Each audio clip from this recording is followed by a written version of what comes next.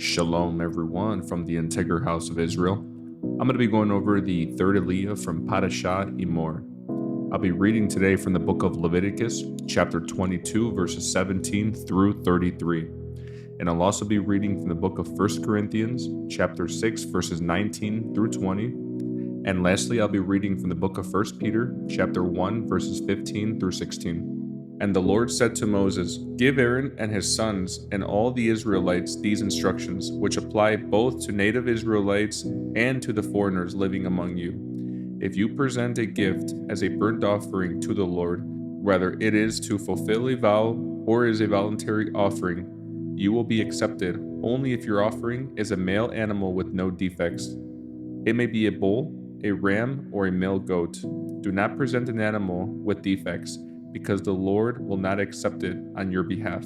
If you present a peace offering to the Lord from the herd or the flock, whether it is to fulfill a vow or is a voluntary offering, you must offer a perfect animal. It may have no defect of any kind. You must not offer an animal that is blind, crippled, or injured, or that has a wart, a skin sore, or scabs. Such animals must never be offered on the altar as special gifts to the Lord. If a bull or lamb has a leg that is too long or too short, it may be offered as a voluntary offering, but it may not be offered to fulfill a vow. If an animal has damaged testicles or is castrated, you may not offer it to the Lord. You must never do this in your own land, and you must not accept such an animal from foreigners and then offer it as a sacrifice to your God. Such animals will not be accepted on your behalf, for they are mutilated or defective.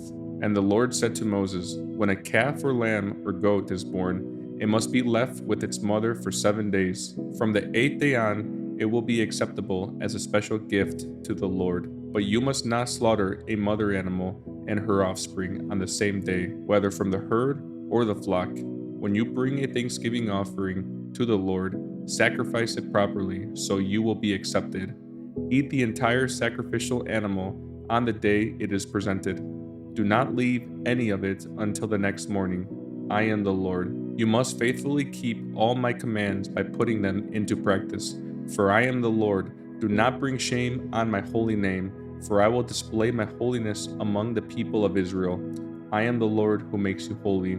It was I who rescued you from the land of Egypt, that I might be your God. I am the Lord. Next, I'll be reading from the book of 1 Corinthians, chapter 6, verses 19 through 20.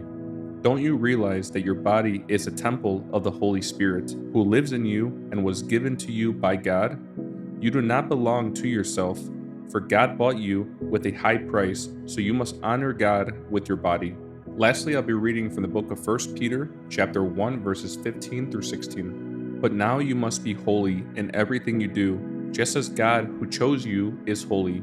For the scriptures say, "You must be holy because I am holy."